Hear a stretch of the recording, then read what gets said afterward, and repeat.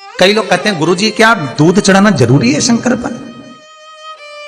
कई लोग कहते हैं गुरुजी क्या दही चढ़ाना जरूरी है शंकर पर? शहद चढ़ाना जरूरी है? घृत चढ़ाना जरूरी है? शक्कर चढ़ाना जरूरी है? शिव महापुराण की कथा कहती है 5 चीजें शंकर भगवान पर चढ़ती है। दूध अर्थात घर में लक्ष्मी की वृद्धि करता है, इसलिए चढ़ाया जाता है। दही शंकर भगवान पर इसलिए चढ़ाते हैं क्योंकि यह परिवार को जोड़ता है। जिसके परिवार में क्लेश ज्यादा होता है, जिसके परिवार में आपस में तकरार ज्यादा होता है, उसको दही जोड़ता है।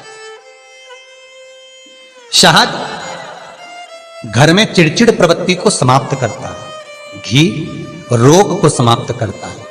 शक्कर मिष्ठान घर में यदि लक्ष्मी आकर जा रही हो तो मिष्ठान समर्पित किया जाता है, इसलिए पंचामृत स्नान का भाव शिव महापुराण कहते हैं। पंचामृत स्नान भगवान, इसलिए 5 चीजें शंकर को समर्पित हैं। दूध, दही, घृत, शहद, शक्कर अर्थात मिष्ठान। शक्कर से मूलतः यहां शिव महापुराण में शक्कर नहीं लिखी है, मिष्ठान। अब लोग शक्कर पीस कर अभिषेक करते हैं, परंतु मिष्ठान अर्थात गाय के दूध से निर्मित कोई मिठाई, और उस मिठाई से भगवान शंकर का अभिषेक। अब लोग भले शक्कर रखने लगे शंकर जी के अभिषेक में, पर यहां शक्कर नहीं लिखा है, यहां मिष्ठान।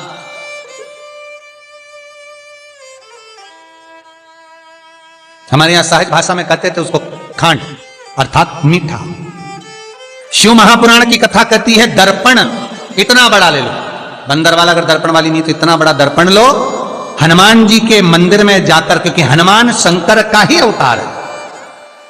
हनुमान जी के मंदिर में जाकर हनुमान जी के उल्टे पांव का थोड़ा सा सिंदूर, चरण का थोड़ा सा सिंदूर एक कागज में लेकर आ जाइए, और हनुमान जी के छोटे भाई, हनुमान जी 6 भाई हैं, उसमें गतिमान, हनुमान जी के छोटे भाई गतिमान का नाम लो, और गतिमान का नाम लेकर उस दर्पण पर सिंदूर से त्रिशूल बना दो।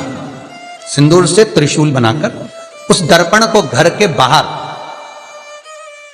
दर्पण का मुख बाहर की ओर, ऐसे बाहर की ओर मुख कर कर दर्पण को घर के बाहर या दरवाजे पर, बिल्डिंग पर, ऊपर जाली में, फ्रंट में कहीं पर भी उसको लगा दीजिए।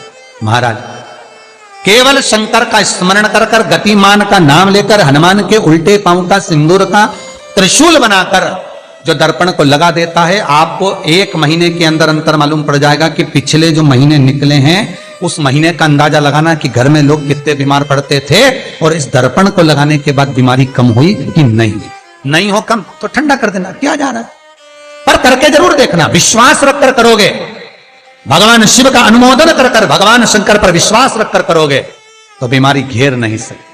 अकाल मृत्यु हो मरे जो काम करे चंडाल का, काल उसका क्या बिगाड़े जो भक्त हो महाकाल का। शंकर की आराधना करने वाला, शिव का स्मरण करने वाला, शिव का निवेदन करने वाला, शिव अर्चना में डूबने वाला, शिव का अनुमोदन करने वाला कभी दुखी नहीं हो सकता। तो शिव महापुराण की कथा कहती है शंकर को जितना जल प्रिय नहीं, शंकर को जितना बेल प्रिय नहीं, शंकर को जितना शमी प्रिय नहीं, शंकर को जितना दूध दही प्रिय नहीं, शंकर को अगर कुछ प्रिय है तो सत्य प्रिय है। सत्यम शिवम सुंदर।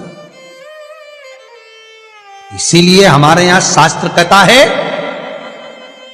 ब्रह्मा जी केतकी के फूल को लेकर आए, उसने झूठ बोला। ब्रह्मा जी गाय को लेकर आए, शंकर भगवान के सम्मुख में झूठ बोला। ब्रह्मा स्वयं झूठ बोले तो सिर कटा। कर्मनाशा नदी प्रकट हुई। और शिव महापुराण की कथा कहती है शंकर को सत्य प्रिय है, अगर झूठ बोला है। इसीलिए शिव महापुराण का स्पष्टीकरण किया जाए, वर्णन किया जाए, तो पहले के समय में अदालत नहीं होती थी, पहले के समय में पंचायत नहीं हो सकती थी, पहले के समय में कोई सभाएं नहीं होती थी, पहले के समय में कोई निर्णायक मंडल नहीं होता था, पहले के समय में केवल एक निर्णय होता था। गांव के लोग ले जाकर शंकर के मंदिर में खड़ा कर देते थे और कहते थे उठा गंगा जली, और कहते तूने ऐसा नहीं किया। गंगा जली उठाकर कह दे कि तूने ऐसा नहीं करा। क्यों गंगा जली उठवाते थे? क्योंकि लोगों ने शिव महापुराण सुन रखी थी। शिव महापुराण में श्री वेद व्यास जी वर्णन करते हैं कि शंकर के मंदिर में, शंकर के ओटले पर, शंकर के मंदिर के अंदर, शिव की चौखट पर, शंकर के अनुमोदन में, शिव महापुराण के अंतर्गत शंकर के अनुमोदन में शिव मंदिर में, शिव चौखट पर अगर कोई भूल से भी झूठ बोल देता है तो उसकी जिंदगी नरक जैसी निकलती है महाराज। इसीलिए कहते तो उठा गंगा जली और कहते तूने ऐसा नहीं उठा, बोल दे। आपके भी जीवन में अगर किसी को कष्ट है, फिर निवेदन करूंगा, मंदिर में अगरबत्ती भले मत लगाओ, मंदिर में दीप भले मत जलाओ, मंदिर में पेड़ा भले मत चढ़ाओ। अगर आपके मोहल्ले में, आपके पड़ोस में, आपके परिवार में, आपके नजदीक में अगर कोई दुखी है, कष्ट में है, उसको यदि प्रेम की वाणी भी बोल ली है, एक रोटी भी प्रेम की खिला दी, किसी के चेहरे पर इस्माइल ला दी, तो मंदिर में दिया जलाने के बराबर है साहब। मंदिर में दीप जलाने के लिए बेलपत्र भगवान माता पार्वती के अश्रु से है, रुद्राक्ष भगवान शंकर के अश्रु से है, शमी पत्र उमा और महेश्वर भगवान शंकर के विग्रह के सुख से जो जल प्रकट हुआ है, उस जल से शमी की उत्पत्ति है महाराज। दोनों के मिलन से, दोनों के मिलन से। जैसे एक मुखी से लेकर 14 मुखी तक रुद्राक्ष होते हैं, आपको पहले भी कथा में कहा, एक मुखी से लेकर 14 मुखी तक रुद्राक्ष होते हैं। सभी रुद्राक्ष का अपना अपना एक मंत्र होता है, अपनी अपनी एक साधना होती है जिसके अनुसार रुद्राक्ष काम करता है। एक मुखी रुद्राक्ष लक्ष्मी की वृद्धि के लिए होता है। कभी मौका मिले तो एक मुखी रुद्राक्ष का दर्शन करना। पर एक मुखी रुद्राक्ष जितना छोटे से छोटा होता है, जितना छोटे से छोटा होता है, उतना सुख दे। एक मुखी रुद्राक्ष लक्ष्मी की वृद्धि के लिए होता है, कार्य सिद्धि के लिए होता है। कोई भिखारी से भिखारी, गरीबड़े से गरीबड़ा भी अगर धारण कर ले, उसके घर में एक मुखी रुद्राक्ष अगर प्रवेश कर जाए तो सुख का अनुभव करा देता है, संपदा का अनुभव कराता है, सरस्वती का भाव प्रकट करता है, वैभव का भाव देता है। एक मुखी रुद्राक्ष का मंत्र है ओम ह्रीं नमः, ओम ह्रीं नमः। ये लक्ष्मी के लिए होता है। दो मुखी रुद्राक्ष बांधा को हरता है। कोई तकलीफ आ रही है, कोई प्रशासनिक कार्य है, कोई काम नहीं हो रहा, फाइल आगे नहीं बढ़ रही, बहुत तकलीफ आ रही है, तो दो मुखी रुद्राक्ष जो व्यक्ति धारण करता है उसका कार्य सफल होता है। दो मुखी रुद्राक्ष का मंत्र है ओम नमः। दो मुखी रुद्राक्ष का शिव महापुराण में जो मंत्र दिया है ओम नमः, विदेश्वर संहिता के अंतर्गत शिव महापुराण में रुद्राक्ष के 14 मुखी रुद्राक्ष के मंत्र दिए हुए।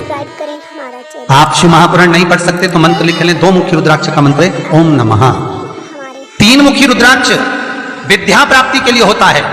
कैसा भी अनपढ़ से अनपढ़ व्यक्ति हो, जिसको विद्या में रुचि ना हो, पढ़ ही नहीं पा रहा हो, चित्त वृत्ति ही ना लग रही हो, मन ही ना लग रहा हो, परसेंट कम से कम होते जा रहे हो, तीन मुखी रुद्राक्ष उस बच्चे के गले में लाल धागे में डाल दीजिए। नहीं डाल सकते तो बच्चे के कमरे में जहां वो पढ़ता है, विद्याध्ययन करता है, उसके कमरे में लगा दीजिए। तीन मुखी रुद्राक्ष का मंत्र है ओम क्लीं नमः, ओम क्लीं नमः। ये तीन मुखी रुद्राक्ष का मंत्र है। इन मंत्र को कैसे सिद्ध करना है वो आपको 14 मुखी के रुद्राक्ष के पूर्ण होने पर वर्णन करते हैं। तीन मुखी रुद्राक्ष का वर्णन है ओम क्लीं नमः। चार मुखी रुद्राक्ष खोई हुई वस्तु को प्रदान कर देता है महाराज। यदि कोई वस्तु आपकी खो गई है, कोई सामान आपका रखा गया नहीं मिल रहा, चार मुखी रुद्राक्ष को एक चावल की कटोरी में, अक्षत की कटोरी में घर के केंद्र बिंदु में रख दीजिए महाराज। चार मुखी रुद्राक्ष 2 रात्रि तक रखा रहेगा। तीसरी रात्रि को खोई हुई वस्तु आपके घर में कहीं पर भी प्राप्त हो जाएगी, पर होगी, मालूम पड़ जाएगा कि वस्तु यहां है। चार मुखी रुद्राक्ष का मंत्र है ओम ह्रीं नमः, ओम ह्रीं नमः। फिर वर्णन आया।